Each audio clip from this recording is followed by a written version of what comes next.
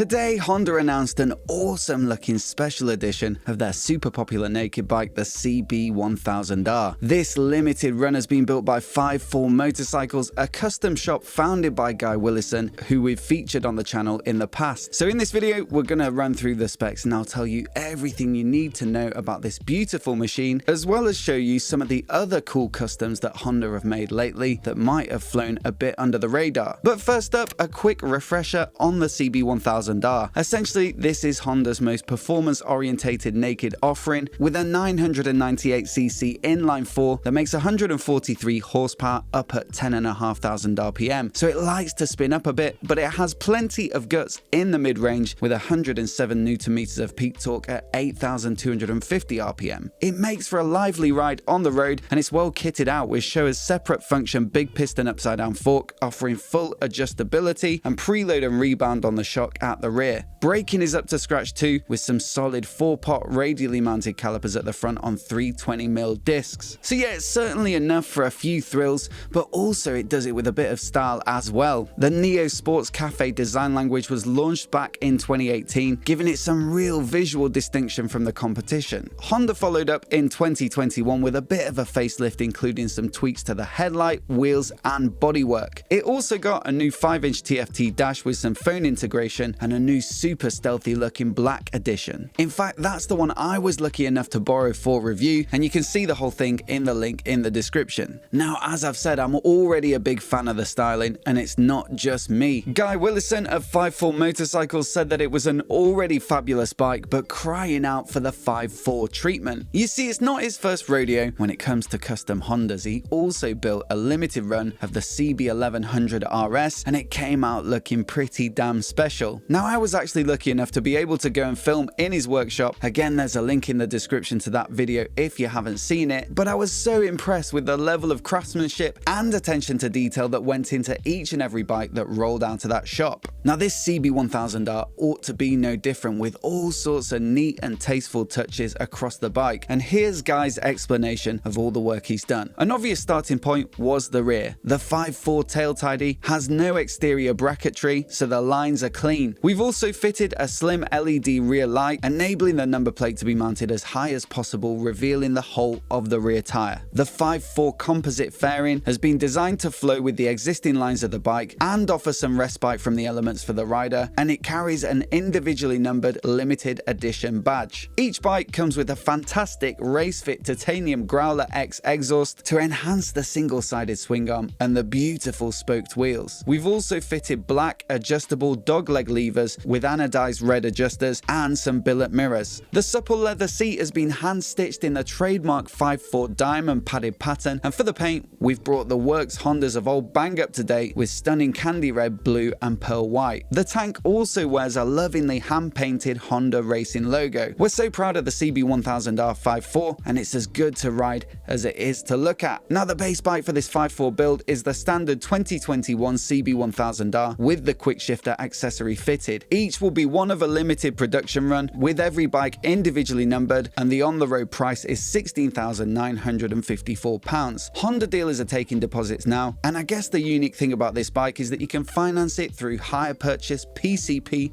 or vehicle purchase loan, which wouldn't be the case if you went directly to a custom shop for a build. Now, I reckon it looks absolutely great and carries on some of the themes that I loved from the 1100. Hopefully they'll have a press bike to swing a leg over at some point, but it's not the only custom bike that Honda have been hoping to show off recently. They also commissioned a bunch of CB650Rs for the Wheels and Waves Bike Festival that usually happens in Biarritz in France, but as you might have guessed, it was cancelled this year, which is why you might not have seen these builds. But fear not, there are plenty of beautiful images, and I'll run you through them here today because there are some real stunners. In homage to Honda's sporting history, Motorsport have used the 1966 Brabham Honda BT18 race car as a rolling touchstone. Their bike's unique, subtle green and yellow paint is complemented by blacked out handlebars, footrests, front forks and wheels. And just like the car, its inline 4-cylinder engine is the centerpiece with a cam cover picked out in yellow. A full titanium Akropovich exhaust adds lightweight performance, while the carbon fiber nose cone and seat cowl are finishing details. From the Japanese Kaizen meaning to improve, Hakuba Motors' sleek CB650R Akira reflects their never-ending quest for improvements no matter how small. The classic single-seat unit is a one-off carbon fiber creation, topped with a nubuck leather seat trimmed in red to key with the subtle straight-line silver and red paint. CB650R clip-on handlebars bolt straight on, and the electronics are now sited in their own compartment under the seat. A titanium arrow muffler underlines the minimalist ethos. Bland Moto have gone down the steampunk meets cafe racer route with their CB650R, and while its look is completely transformed, many of the parts used are from mainstream suppliers such as Puig, PSR, GV, and Rizoma. Naturally, detailed custom fabrication abounds. The seat has been modified and reupholstered along with the upholstered side covers, and there are new side scoops manufactured from 1.5mm aluminium sheet. As an emblem of renewal, the CB650R Phoenix is a special symbol for the entire MOTOTROFA team, whose dealership has risen again from the ashes of a devastating fire. And while looking totally modern, it also makes use of past Honda models. The single-sided swing arm and rear wheel are from a VFR 750F, the front wheel from a CBR900RR Fireblade. Custom parts include the seat and rear cowl, and the 93 paint scheme by Next helmets. Both pays homage to the incredible Marc Marquez and marks the year that MOTOTROFA was founded.